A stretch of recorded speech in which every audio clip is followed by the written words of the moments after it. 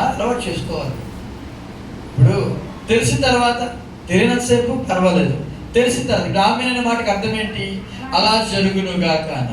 ఇప్పుడు సేవకుడు ఒక ఆశీర్వచన మాట పలికినప్పుడు, అందుకే మనము వినాలి. చెవి గలవాడు ఆత్మ సంగములతో చెప్పుచున్న మాట వినుగాక. వినేవాడు రెస్పాండ్ అవుతాడు, వినేవాడు ఆమేన్ చెప్తాడు, ఆమేన్ పలకాలి. ఆమేన్ అనే మాటకు అర్థం ఏంటంటే ఆ విధంగా జరుగునుగాక. మరి ఆమేన్ పలకకపోతే అర్థం ఏంటి? వద్దు, మాకు ఇష్టం లేదు, అలా జరగడం మాకు ఇష్టం లేదు అని అర్థం. కాబట్టి దేవుని మాటతో ఏకీభవించాలి. దేవుని యొక్క ఆశీర్వాదంతో మనం ఏకీభవించినప్పుడు ఆ ఆశీర్వాదములో మనము కూడా భాగము అవుతాము. గట్టిగా దేవునికి స్తోత్రం చెప్తాము. Hallelujah, praise the Lord, praise the Lord. వాక్యంలోకి వెళ్ళిపోదాం. గడిచిన వారం మనం ధ్యానం చేసుకున్న వాక్య భాగమే మళ్ళా ఈ దినాన్ని కూడా ధ్యానం చేయబోతున్నా. గడిచిన వారం ఏ వాక్యం ధ్యానం చేసుకున్నాం గుర్తుందా? అక్కడ ఉంది, స్క్రీన్లో ఉండి చెప్పొచ్చు మీరు. బుధవారం, ఈ వారము ఓకే 4 విషయాలు చెప్పాను. Very good. ఈ బుధవారం మరొక విషయం చెప్పడం మర్చిపోయాను నేను. ఈ బుధవారము సాయంకాలం ప్రియులు జీవనన్న జ్యోతి యొక్క వారి గృహంలో సాయంకాలము గృహ కూడిక ఉంది. దయచేసి ప్రతి ఒక్కరు కూడా సిద్ధపడాల్సిందిగా మనం చేస్తున్నాం. ఎప్పుడండి? బుధవారం సాయంకాలం, బుధవారం వెడ్నెస్డే సాయంకాలము వారి యొక్క గృహంలో ఒక ఆరాధన కూడిక ఉన్నది. దయచేసి ప్రతి ఒక్కరు కూడా గమనించి పాల్గొవలసిందిగా మనం చేస్తున్నాను. గురువారం అయితే మన యొక్క సువార్త కూడిక ఎక్కడ? అగనంపూడిలో సువార్త కూడిక ఉన్నది. ఎన్ని గంటలకి? 4 గంటలకైనా సిద్ధంగా ఉంది. ఎక్కడ పెడతామంటే ఆటో కొత్తపల్లి సెంటర్ పెడతాం. కనుక ఎక్కడ? అక్కడే వచ్చింది. మళ్ళీ ఇక్కడికి రావడం కాదు, అక్కడ దగ్గరలోనే. అక్కడి నుండి స్టార్ట్ అవ్వండి. నరవలు ఎక్కవలసిన వాళ్ళు అక్కడ ఎక్కండి, అక్కడ ఆగుతుంది మీకు. కానీ గుర్తుపెట్టుకోండి, 4 గంటలకే అక్కడ వాళ్ళు స్టార్ట్ అవుతారు. 4కే స్టార్ట్ అవుతారు. 4 దాటదు. మేబీ దాటితే ఒక 5 నిమిషాలు గ్రేస్ పీరియడ్, 5 నిమిషాలు కృపాకాలం, 5 నిమిషాలు 5 నిమిషాల తర్వాత ఇమీడియట్ స్టార్ట్ అయిపోవాలి. సో అక్కడ 5 గంటలకెల్లా మనం ప్రారంభం అవుతాము. ఆ ప్రదేశాల్లో దేవుడు తన యొక్క సువార్తను వ్యాపింపచేయనట్లుగా ప్రతి ఒక్కరు కూడా మీ ప్రార్థనలో జ్ఞాపకం చేసుకోవాల్సిందిగా నేను మనం చేస్తున్నాను. సాక్ష్యం చెప్పే బిడ్డలు, పాటలు పాడే బిడ్డలు, అక్కడెక్కడ కూడా అవమానం రాకూడదు, అంటే అల్లరి అనేది ఉండకూడదు. ఎవరైనా అబ్జెక్ట్ చేస్తే ఇమ్మీడియట్గా స్టాప్ చేద్దాం. అక్కడ ఇబ్బంది లేదు, వారిని ఎదిరించి మనం చేయడానికి లేదు. ఇమ్మీడియట్గా స్టాప్ చేసి ముందుకు వెళ్ళిపోవాలి తప్ప వారితో ఆర్గ్యుమెంట్ వద్దు, ఏం మాట్లాడకుండా మనం అక్కడ నుండి వెళ్ళిపోవాలి. ఎందుకంటే సువార్తకి ఇప్పుడు ఎక్కడ కూడా లేదు, యాక్చువల్గా ఎక్కడ ఎవరు కూడా వెళ్ళట్లేదు లేదు. అయితే నాకు వచ్చిన ప్రేరేపణ బట్టి, ఇది ప్రభు యొక్క ప్రేరేపణ అని నేను పెడుతున్నాను. అది కూడా ఓన్లీ 2 hours మాత్రమే. ఆ ప్రదేశంలోనే ప్రతి ఒక్క సందులోనికి వెళ్ళి మనం ఏం చేస్తామంటే సువార్త చేస్తాం. గత వారము యేసయ్య నుండి తీవ్రమైన హెచ్చరిక, a serious warning from Jesus. గత వారం మనము యేసయ్య నుంచి తీవ్రమైన హెచ్చరిక గురించి నేర్చుకున్నాము. When you see a warning, there is a chance of falling. మనకి ఎప్పుడైనా హెచ్చరిక అనేది కనపడినప్పుడు పడిపోయే అవకాశం ఉంది. So we should be very careful. దాని గురించి మనం చాలా జాగ్రత్తగా ఉండాలి. So we read the word of God from the book of the Gospel of Mark chapter 9 verses from 43 to 50. పరిశుద్ధ గ్రంథం నుంచి మార్కు సువార్త 9వ అధ్యాయం 43వ వచనం నుంచి నేర్చుకున్నాం. And we heard about sin is deadly. మా పాపము ప్రాణాంతకము అనే దాని గురించి నేర్చుకున్నాం. Why sin is deadly? ఎందుకు పాపము ప్రాణాంతకము? Because it separates the people from God. ఎందుకంటే దేవుని నుండి ఇది మనల్ని దూరం చేస్తుంది కనుక. And also it brings destruction. అలాగే నాశనాన్ని తీసుకొస్తుంది కనుక. And also it gives the results of eternal death. నిత్య మరణము అనే ఫలితాన్ని ఇస్తుంది కనుక. So that's why sin is dangerous. అందుకనే పాపము భయంకరమైనది. We should leave the sin. అందుకనే మనం పాపాన్ని విడిచిపెట్టాలి. And we should come to the Lord. దేవుని యొద్దకు రావాలి. If we have any sin, మన జీవితంలో ఏదైనా పాపం ఉంటే we should confess before the Lord. దేవుని ముందు అని ఒప్పుకోవాలి. When we confess before the Lord, ఎప్పుడైతే మనం దేవుని ముందు ఒప్పుకుంటామో, and God will forgive his people. ఆయన ప్రజల్ని క్షమిస్తాడు. And we saw 7 great sins. అలాగే మనము 7 ప్రాణాంతకమైన దుష్ట పాపాలను చూసాము. The first one is pride. మొదటిది గర్వము. Second one is anger. రెండవది కోపము. Third one is envy. Asuya. And fourth one is lust. అలాగే వ్యభిచారం అనే దాని గురించి చూసాము. And we heard about Matthew chapter 5 verse 28 says. మత్తయి సువార్త 5వ అధ్యాయం 28వ నుంచి చూసాము. Matthew chapter 5 verse number 28. మత్తయి సువార్త 5వ అధ్యాయం 28 నుంచి. Somebody read. ఎవరైనా చదవగలరా? నేను మీతో చెప్పున్నదేమనగా ఒక స్త్రీని మోహపు చూపుతో చూచు ప్రతివాడు అప్పుడే తన హృదయమందు ఆమెతో వ్యభిచారం చేసిన వాడు. The Bible says when we look పరిశుద్ధ గ్రంథం ఎలా సెలవిస్తుంది, ఒకసారి చూసినప్పుడే at any woman or man lustfully, పురుషుడైనా స్త్రీ అయినా కామపు చూపుతో లేక మోహపు చూపుతో చూస్తే immediately on the spot he has already committed adultery with her in his heart. వెంటనే అప్పుడే తన హృదయమందు పాపము వ్యభిచారము చేసెను. The Bible says it clearly. అది పరిశుద్ధ గ్రంథం స్పష్టంగా తెలియజేస్తుంది. And I want to say another verse. ఇంకొక వచనాన్ని చూద్దాం. Matthew chapter 19 verse 9. మత్తయి సువార్త 19వ అధ్యాయం 9వ వచనం. Matthew chapter 19 verse 9. మరియు వ్యభిచారము నిమిత్తమే తప్ప తన భార్యను విడనాడి మరి ఒకతను పెళ్లి చేసుకునేవాడు వ్యభిచారము చేయుచున్నాడనియు విడనాడబడిన దానిని పెళ్లి చేసుకునేవాడు వ్యభిచారము చేయుచున్నాడనియు మీతో చెప్పుచున్నాను అనెను వారితో. Yes. I say to you, whoever divorces his wife except for sexual immorality and marries another woman, the Bible says, commits adultery. మరియు వ్యభిచారం నిమిత్తమే తప్ప తన భార్యను విడనాడి మరి ఒకతను పెళ్లి చేసుకునేవాడు వ్యభిచారము చేయుచున్నాడనియు విడనాడబడిన దానిని పెళ్లి చేసుకునేవాడు వ్యభిచారము చేయుచున్నాడని మీతో చెప్పుచున్నాను. Two types of adultery. రెండు విధములైన వ్యభిచారము. The first one is, మొదటిది, if you look at lustfully, మోహపు చూపుతో చూసినప్పుడు, if you look at lustfully at any man or woman, పురుషుడైనను స్త్రీ అయినను ఎవరైనను మోహపు చూపుతో చూసినప్పుడు, you are committing adultery in your heart. నీ హృదయంలో అప్పుడే పాపము చేసినట్లు వ్యభిచారం చేసినట్లు. You have committed adultery in your heart. నీ హృదయంలో వ్యభిచారం చేసినట్లు. The second one, రెండవది, if you divorce your wife, ఒకవేళ నీవు నీ భార్యకు విడాకులు ఇస్తే లేదా విడనాడితే, without any the reason of sexual immorality, వ్యభిచారమనే పాపము తప్ప, అంటే భార్య ఏదైనా వ్యభిచారం అనే పాపంలో పట్టబడితే తప్ప, అనుమానం కాదు, not a doubt on your wife or husband, అనుమానం కాదు భార్య పైన కానీ భర్త పైన కానీ, it is not a doubt, అది అనుమానం కాదు కానీ, it is not a doubt, అది అనుమానం కాదు కానీ, but if you know for sure, అది నువ్వు తప్పకుండా కనుగొంటేనే you can divorce your wife or husband. అప్పుడు భార్యను కానీ భర్తను కానీ విడనాడవచ్చు. But if that is not the case, ఒకవేళ అది కాకపోతే, for any other reason, ఏదైనా కారణం అయి ఉండొచ్చు. my wife is not obeying me, నా మాట నా భార్య వినట్లేదు, my husband is not obeying me, నా భర్త నా మాట వినడం లేదు, so I will go to the court నేను కోర్టు దగ్గరికి వెళ్తాను and I will take divorce. నేను వెళ్ళి విడాకులు And తీసుకుంటాను. the Bible says you are an adulterer. పరిశుద్ధ గ్రంథం సెలవిస్తుంది, నీ వ్యభిచారం చేసినట్లే. You understand my point? నా మాటలు మీకు అర్థమవుతున్నాయా? And how many people are there in the world like this? They are committing adultery. ఎంతమంది ఈ ప్రపంచంలో ఇటువంటి వ్యభిచారం చేస్తున్నారు? For silly reasons they are divorcing their husbands.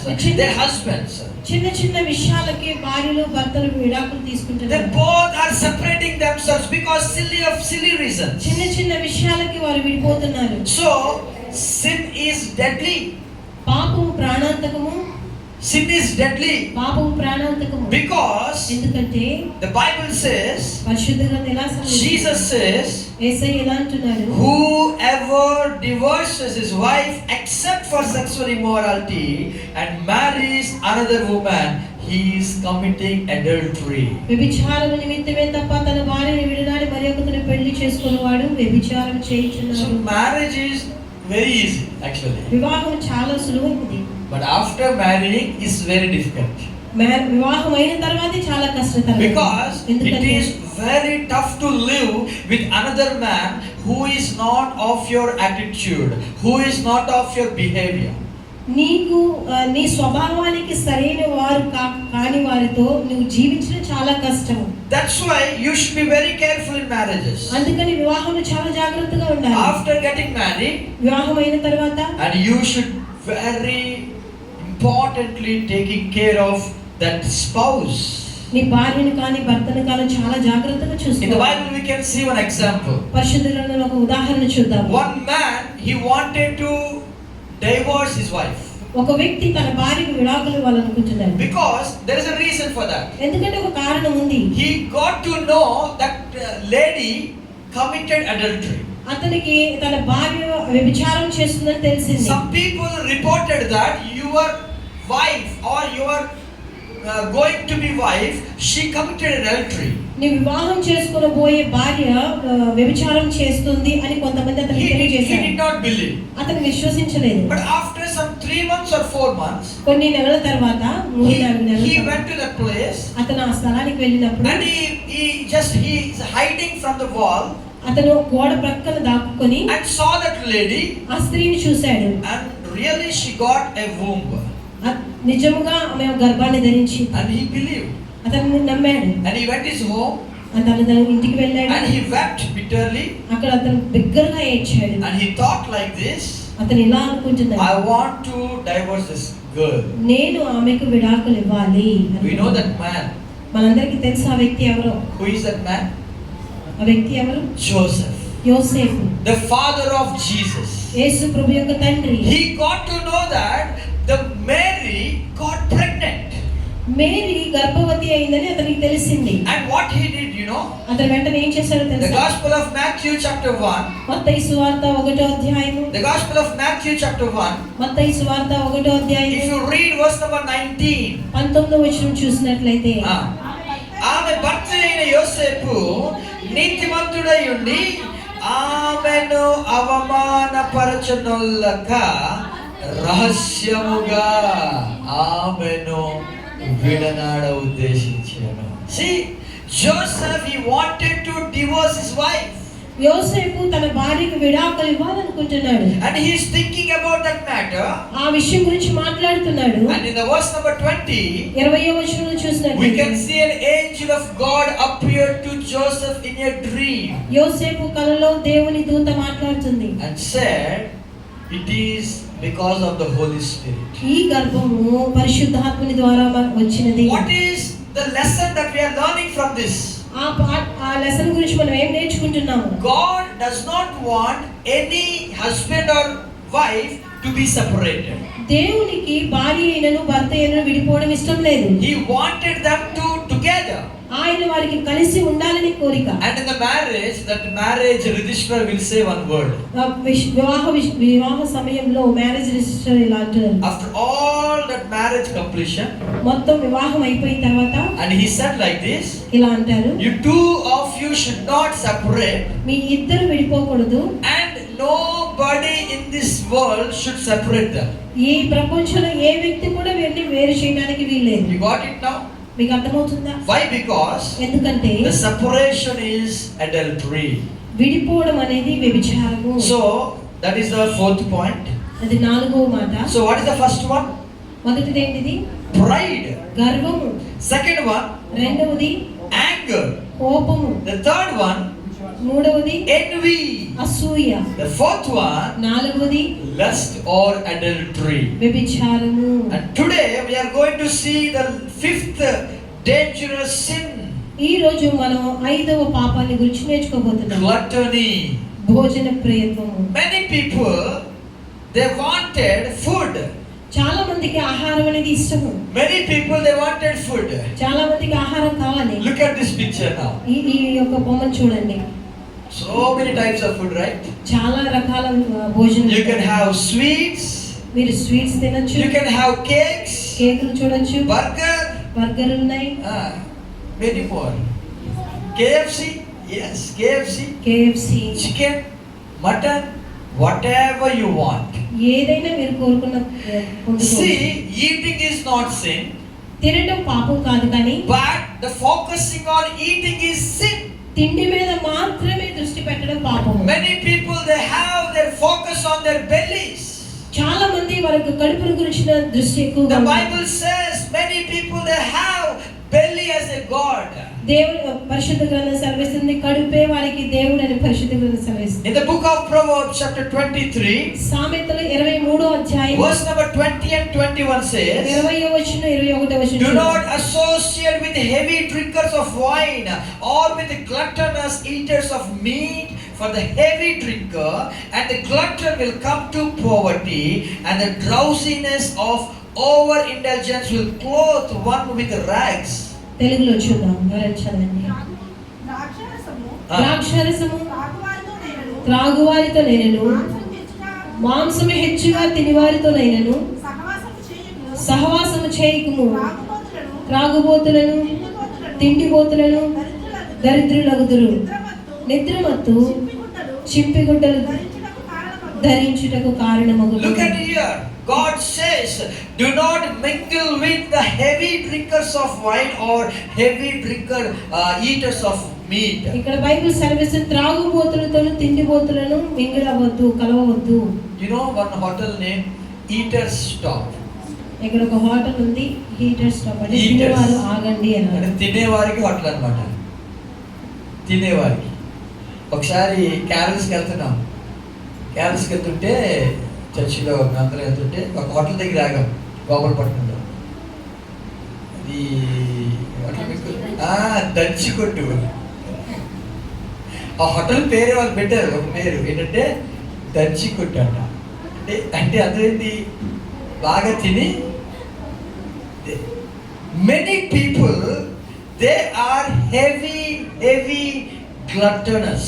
చాలా మంది చాలా హెచ్చుగా తింటూ ఉంటారు. And what will happen if you eat more and more? ఒకవేళ నువ్వు ఎక్కువగా తింటూ ఉంటే ఏమవుతుంది? You will come to poverty. నీవు పేదరికంలోకి వెళ్ళిపోతావు. So what to eat, you should know, and what not to eat, you should know.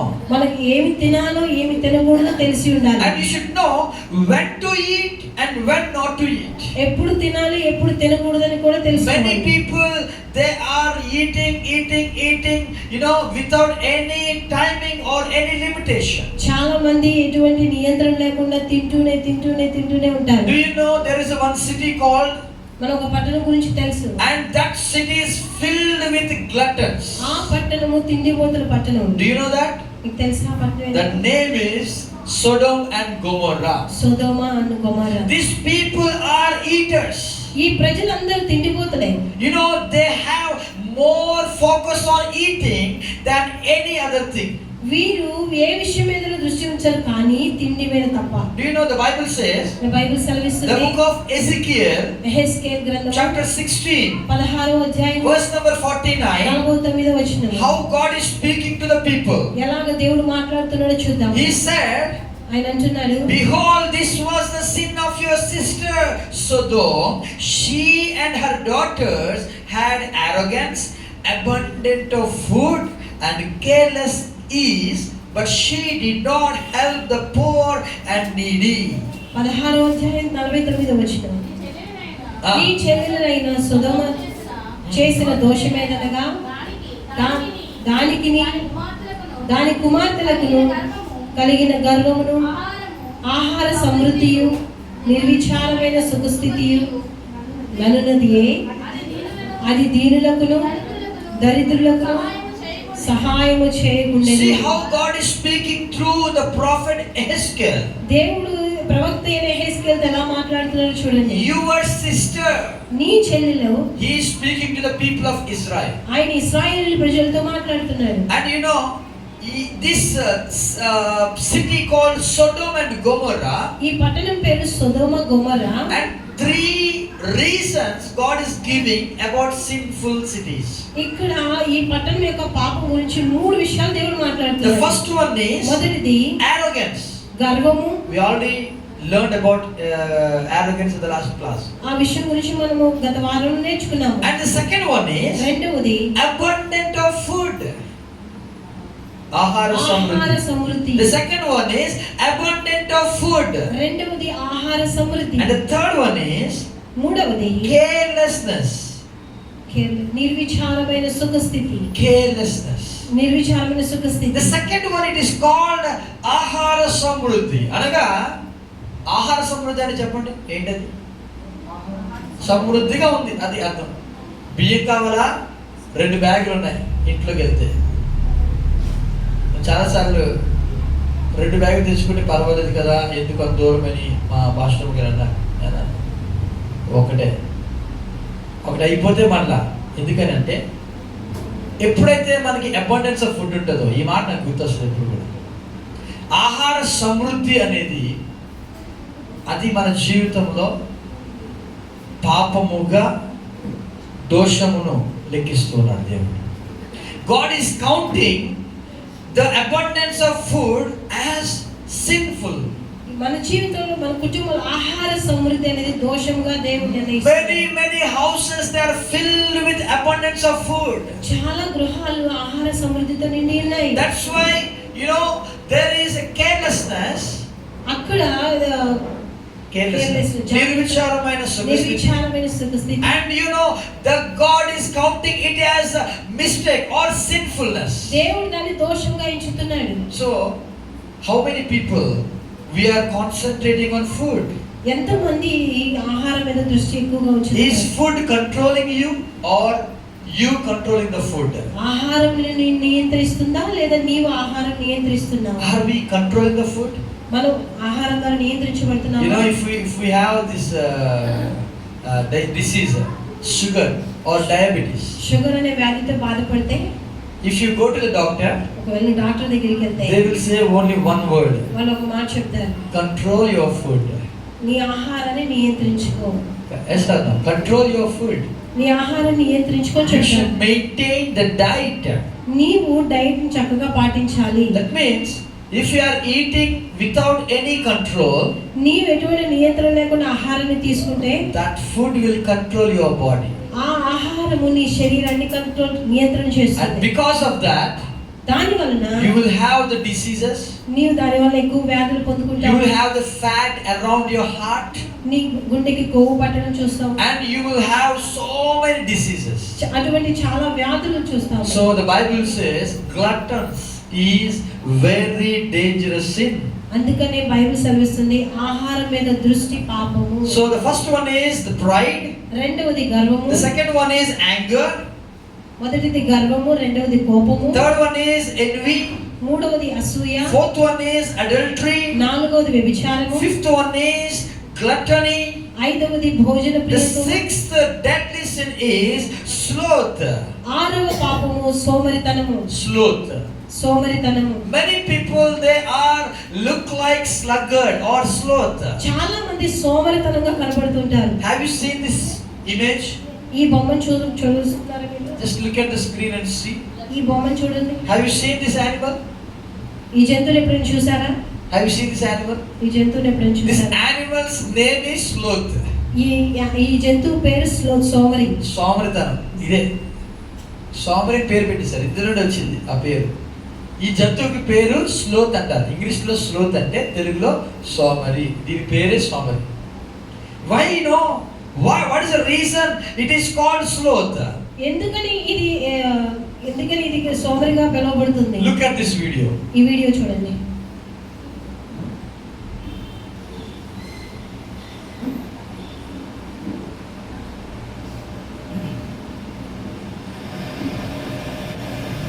Look at this video.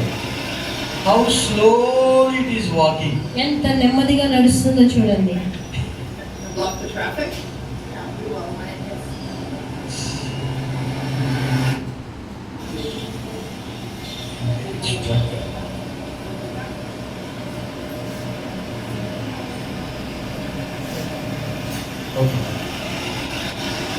How slowly it is walking. Observe this.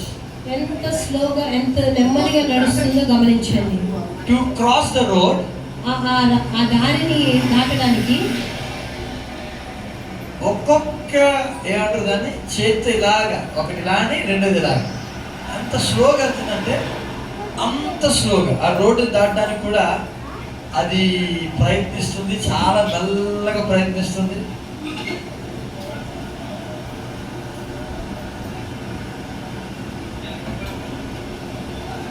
Gonna pick it up. Gonna pick it up and move it. And he came in between and he helped. అతను వచ్చి సహాయం చేస్తున్నాడు. And he took that దాన్ని తీసుకున్నాడు. and he crossed the road. అతను ఆ road అవతల దాన్ని పెట్టాడు. Oh. It is Oh. a sloth. ఇది సోమరి. A sloth. The animal name is itself is called sloth. ఆ జంతువు పేరు సోమరి. You know, many people they are like this. They are like this. చాలా sloth. మంది ఈ జంతువు వలె ఉంటున్నారు. Yes. Read Proverbs chapter 12 verse 24 and 27. సామెతలు 12వ అధ్యాయం 24వ వచనం 27వ వచనం చూద్దాం. The hand of the diligent will rule, but the negligent and lazy will be put to forced labor. The lazy man does not catch and roast his prey, but the precious possession of a wise man is diligence, because he recognizes opportunities and seizes them. సామెతలు 12వ అధ్యాయం 24వ వచనం.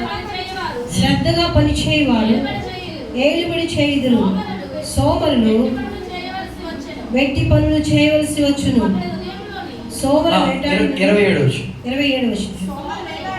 సోమరు వేటాడినను పట్టుకొనడు, చురుకుగా నుండుట గొప్ప. సోమరి వేటాడినను పట్టుకోడంట దాన్ని, అంటే వేరే వాడు వచ్చి పట్టుకోవాలి. అంటే ఎంత సోమరులో many people they are sloths to carry the word of God. చాలా మంది దేవుని వాక్యాన్ని మోయడానికి సోమరులుగా ఉంటున్నారు. Yes or no? అవునా? Other people will carry. Even pastors also, they will without any Bible, they will just come like that, and other people will carry the Bible. ఆ పక్క వారు వారి యొక్క బైబిల్ని మోయాలి, వారంతటగా వారు ఎప్పుడు దేవుని వాక్యాన్ని మోయరు. Many pastors, చాలా మంది దైవజనులు కూడా అంతే. they won't carry the Bible. వారు బైబిల్ని పరిశుద్ధ గ్రంథాన్ని మోయడానికి Other ఇష్టపడరు. people should carry. వారి పక్క వారు ఆ బైబిల్ని మోయాలి. See how sloths the people are. ఎంత సోమరుగా ఉంటున్నారు చూసి. Many people they don't want to carry the Bible. కానీ వారు పరిశుద్ధ గ్రంథాన్ని మోయడానికి Many ఇష్టపడరు. people they don't want to carry the good things. వారు మంచి విషయాల్ని మంచి థింగ్స్ ని They are like sloths. They are like sloths. వారు చాలా సోమరులుగా The ఉంటున్నారు. Bible says, పరిశుద్ధ గ్రంథం ఇలా సెలవిస్తుంది. if your hands diligent, you will rule. But if you are negligent and lazy, you will be put to forced labor. నీవు శ్రద్ధగా పని చేస్తే ఏలుబడి చేస్తావు, సోమరులుగా వెట్టి పనులు చేయవలసి వస్తుంది. సోమరులుగా ఉంటే ఏం చేస్తా చెప్పండి? వెట్టి పని. వెట్టి పని అంటే చెప్పరు తెలుసా? వెట్టి పని అంటే ఇంగ్లీష్లో ఉంది లేబర్ అని ఉంది. లేబర్ పని. ఎందుకు లేబర్కి వెళ్ళిపోతున్నారు చాలా మంది అంటే, టైం ఉన్నప్పుడు సరైన రీతిలో పని చేయలేదు, ఇప్పుడు ఏం కావాలి వాళ్ళకి? ఇప్పుడు ఏదైనా చేస్తామని చెప్పి గమనించారా? వెట్టి పనులు. అవి అవసరం లేదు, కానీ అలాంటి పనులకి వెళ్ళిపోతున్నారు. ఎందుకు? కారణం ఏంటి తెలుసా? ఆపర్చునిటీస్ ఉన్నప్పుడు దాన్ని ఉపయోగించుకోవాలి. ఎందుకని? బికాస్ ఆఫ్ దిస్ లేజినెస్, అంటే సోమరితనం బట్టి. సోమరితనం అనేది ఎంత పాపమో. It is deadly sin, the Bible says. Bible సెలవిస్తుంది ఇది ప్రాణాంతకమైన పాపం. The last one deadly sin is, ప్రాణాంతకమైన పాపంలో చివరిది చూద్దాం. That is greed. ధనాశ. That is greed. ధనాశ. 1 Timothy మొదటి తిమోతి chapter 6 6వ అధ్యాయం verse number 10. 10వ వచనం చూద్దాం. 1 Timothy మొదటి తిమోతి chapter 6 6వ అధ్యాయం verse number 10 says, 10వ వచనం ఇలా for the love of money is the root of all sorts of evil, and some by longing for it having wandered away from the faith and pierced themselves with many sorrows. ఎందుకనగా ధనాపేక్ష సమస్తమైన కీడులకు మూలము. కొందరు దానిని ఆశించి విశ్వాసం నుండి తొలగిపోయి నానా బాధలతో తమను తామే పొడుచుకుని. Many people, they are greedy. చాలా మంది ధనాపేక్ష కలిగిన వారు. Greedy means, ధనాపేక్ష అంటే you know, having desire of other people. మన పొరుగు వారిని ఆశించటం. The neighbor will have a good saree of 1 lakh rupees or 50,000 rupees saree. మన పొరుగు వారి 50,000 రూపాయల శారీ కలిగి ఉంటే, చీర ఉంటే, And this lady will see that. ఈ స్త్రీ చూస్తుంది. If she won't see, that neighbor will come and show. ఒకవేళ ఈమె చూడకపోయినా ఆ పొరుగు ఆమె వచ్చి చూపిస్తుంది. And she got a little desire. ఆమె మన హృదయంలో చిన్న ఆశ కలిగి ఉంది. That desire will increase and increase and increase. అది పెరిగి పెరిగి పెరిగి And she will go to her husband. ఆమె తన భర్త దగ్గరికి వెళ్ళి She will start crying. ఆమె తన భర్త దగ్గర ఏడుస్తుంది. She will at any way, any cost of time, she will take from debt and she will buy that 50,000 rupees. ఎలాగైనా దాన్ని పొందుకోవాలని అప్పు తీసుకొని ఆ 50,000తో ఆ చీర కొనుక్కుంది. See how sin is deadly.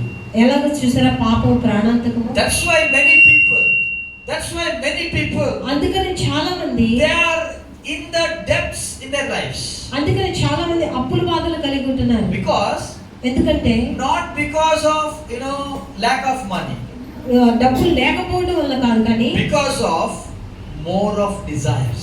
చాలా ఆశలతో వాంఛలతో అప్పులైపోతుంది. Okay, that family is having car ఒకవేళ ఆ కుటుంబం కారు కలిగి ఉంటే and we should also have car. మనకు కూడా కారు కావాలి. This is a dangerous sin. అది చాలా ప్రాణాంతకమైన పాపం. 1 Timothy chapter 6 verse 10 says, మొదటి తిమోతి 6వ అధ్యాయం 10వ వచనంలో the love of money is a root of evil. ధనాపేక్ష సమస్తమైన కీడులకు మూలము. The money is not the evil. డబ్బు ఉండడము పాపం కాదు. The money is not an evil thing. డబ్బు కలిగి ఉండడం పాపమే కాదు. We should have the money. మనం డబ్బును కలిగి ఉండాలి. But your focus should not be on the money.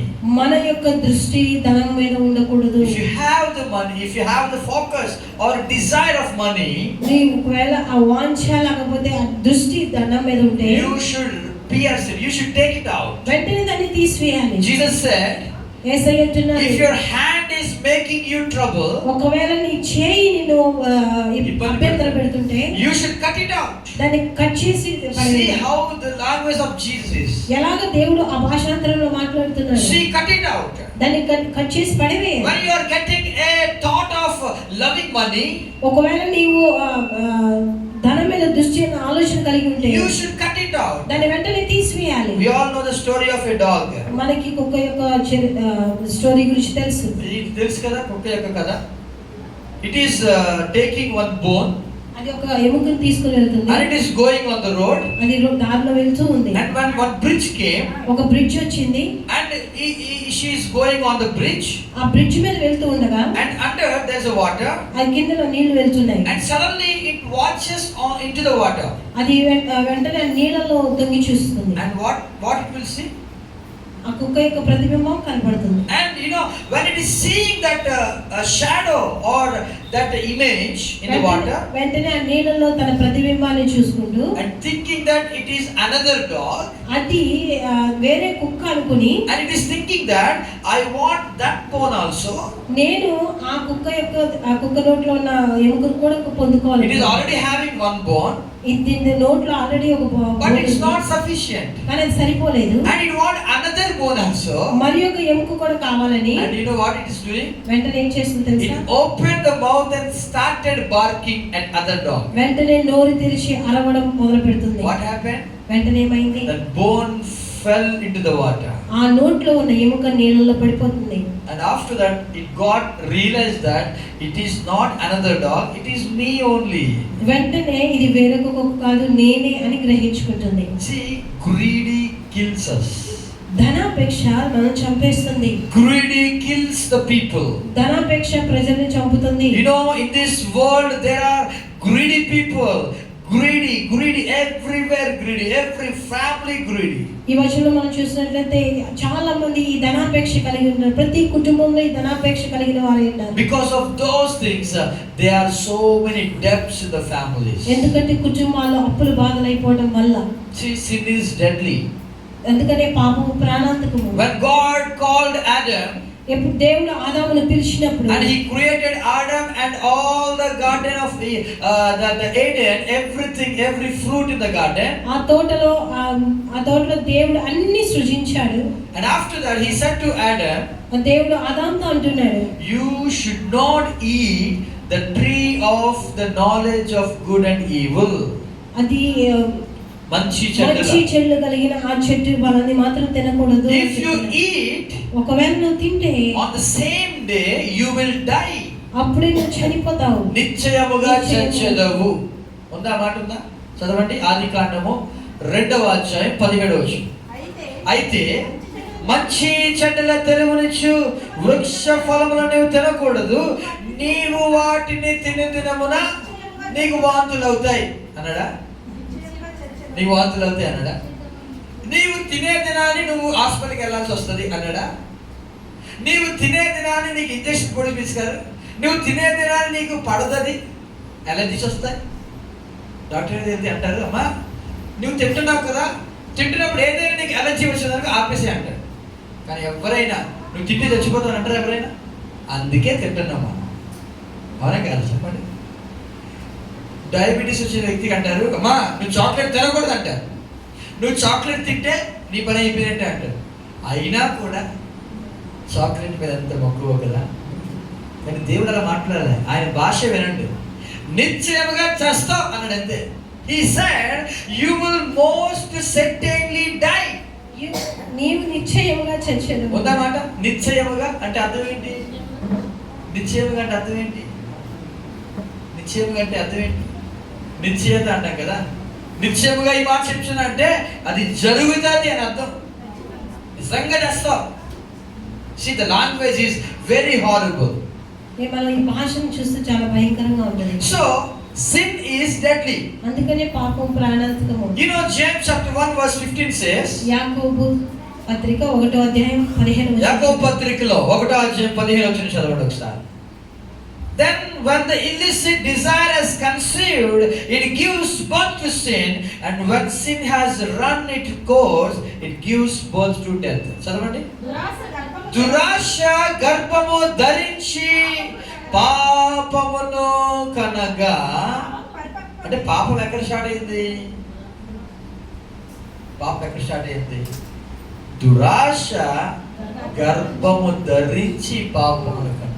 అంటే ప్రతి పాపానికి మూల కారణము దురాశ అనండి. ఒకసారి అందరూ కూడా అనండి. అందరు ఇక్కడే ఉన్నారా? ఒకసారి గట్టిగా దేవునికి స్తోత్రం చేద్దాం.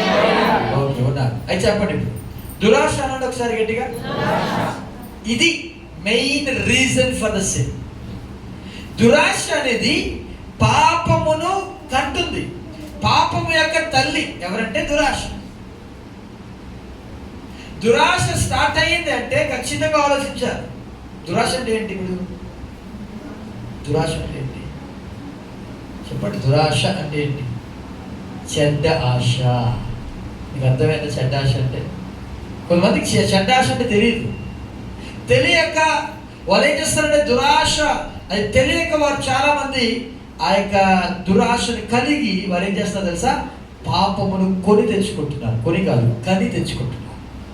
They are the people, they are more having illicit desire. చాలా మంది ఎక్కువగా ఈ దురాశను కలిగి ఉంటున్నారు. That's why the James is saying that desire, then sin, then death. అందుకని యాకోబు పత్రిక ఆశ, పాపము, మరణము అని చెప్తున్నారు. The desire, దురాశ, sin, పాపము and death. అని మరణము. These three are interlinked.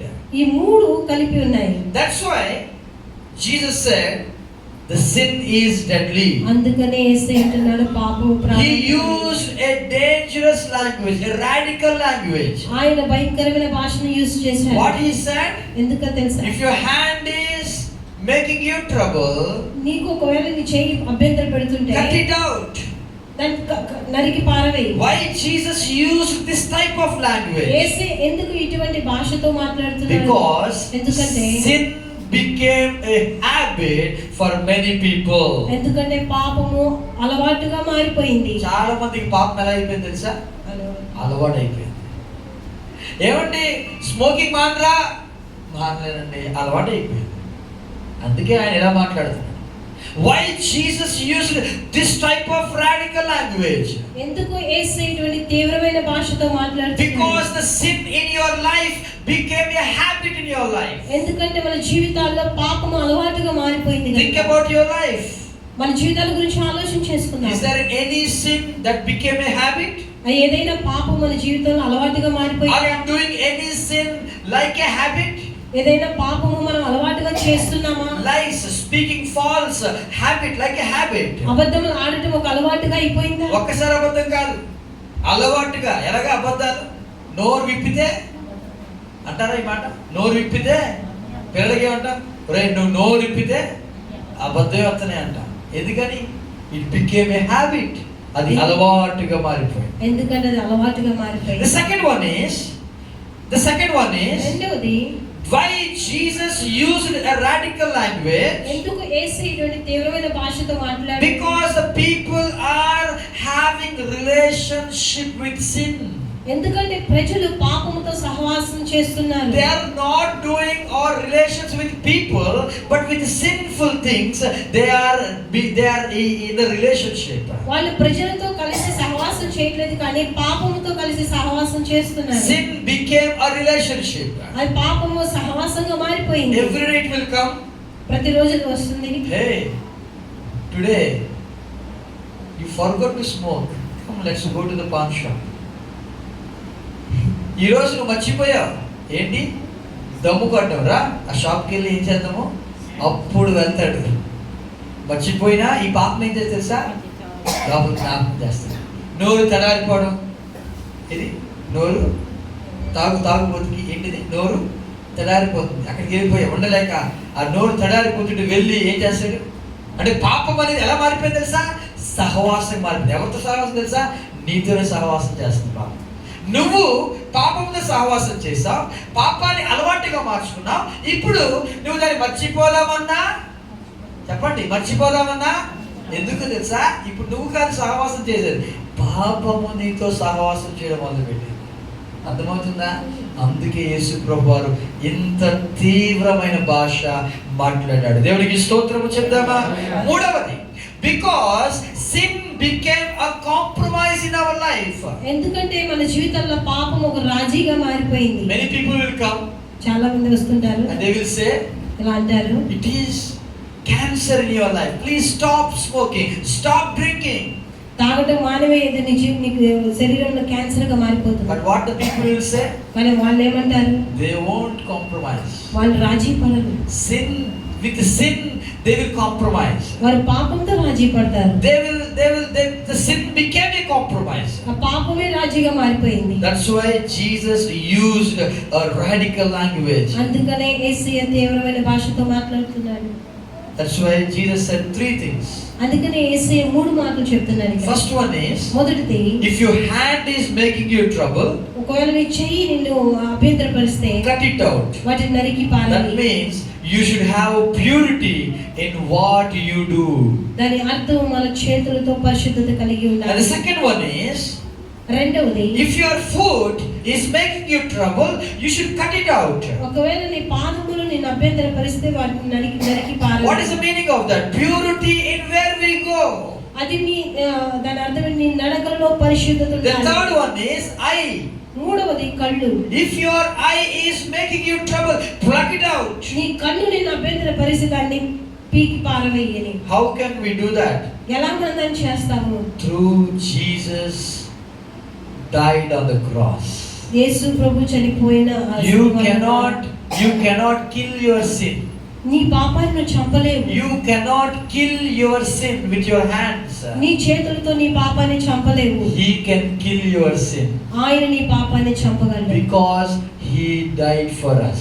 ఆయన మన కొరకు చనిపోయాడు. హల్లెలూయా. హల్లెలూయా. యేసు ప్రభువారు మన కోసం చనిపోయాడు కాబట్టి మనలో ఉన్న పాపాన్ని చంపగల ఒకే ఒక్క దేవుడు నజరేయుడైన యేసుక్రీస్తు ప్రభువారు మాత్రమే. నమ్మిన వారు గట్టిగా దేవునికి స్తోత్రం చెప్తామా? చప్పలు కొడుతూ ఆయన నామాన్ని మహిమపరచుదామా? ఎవ్వరు చెప్పలేరండి, ఎవ్వరు చెప్పలేరు మనలో ఉన్న పాపము. మనందరికీ తెలుసు, ఒక ఆయన ఎప్పుడు శ్మశానంలోకి వెళ్ళిపోయి కూర్చునేవాడు. అతని యొక్క హృదయంలో, ఆ యొక్క శరీరంలో ఎన్ని దయ్యాలని తెలుసు అతనికి? 2000 కన్నా ఎక్కువ దయ్యాలు అతను ఉంటే అతని పేరు సేన. ఎంతో మంది అతన్ని విడిపించడానికి ప్రయత్నం చేశారు, కానీ ఎవ్వరు సాధుపరచలేకపోయాను. అయితే శుభవార్త, ఈయన చేయగలడు. ఎవరైనా? నజరేయుడైన యేసు ప్రభువు. ఇప్పుడు విన్నాం కదా, స్మోకింగ్ మానలేకపోతున్నాను పాస్టర్ గారు, లేకపోతే డ్రింకింగ్ మానలేకపోతున్నానండి అంటే మాన్పించగలవాడు ఈయన ఎలాగైనా మాన్పిస్తాడు. కొట్టైనా మాన్పిస్తాడు, గద్దించైనా మాన్పిస్తాడు. ఎందుకంటే ఈయన నీ కొరకు నా కొరకు మరణించిన ఒకే ఒక దేవుడు కాబట్టి. దేవుడికి స్తోత్రం చెప్తామా? ఈ చిన్న వీడియో చేసి ముగిస్తాను. ఆయన రక్తము ఏ విధంగా మన యొక్క పాపమును కడుగుతుందో చూద్దాము, తర్వాత ప్రార్థన చేసుకుందాం. ఇది పాపం. ఈ గ్లాస్లో ఉన్నదంతా చూడండి పాపము. ఏమైందో తెలియదు కానీ మరి స్ట్రక్ అవుతుంది. ఓకే, అందులో చూడండి, అది నేను, యు అంటే మనం. ఆ పాపం మనలోకి వస్తే మనం ఎలా మారిపోయాము? మరింత రెడ్డిగా అయిపోయాం, మరింత రెడ్డిగా అయిపోయాం కదా. పాపము యేసు ప్రభువులో వేస్తున్నప్పుడు ఏమైందో చూడండి. ఏమైనా రెడ్డిగా అయిందా? ఆయన ఏ పాపము చేయలేదు, ఆయన అలాగే. కానీ ఆ యేసు ప్రభు యొక్క రక్తమును పాపములో వేస్తే ఏమైంది? పాపము పరిశుద్ధంగా మారిపోయింది. అది మనలో ఉన్నప్పుడు ఆ మూడు కూడా చూడండి, దానికి రెడ్గా ఉన్నది. అది ఎలా మారిపోయింది తెలుసా? యేసు ప్రభు వారు చేసే కార్యము మనల్ని పరిశుద్ధంగా ఆయన మారుస్తాడు. గట్టిగా దేవునికి స్తోత్రము చెప్తామా? తల వంచుదాం, కళ్ళు మూసుకుందాం, ప్రార్థన చేస్తున్నాం. పాపము ప్రాణాంతకమైనది.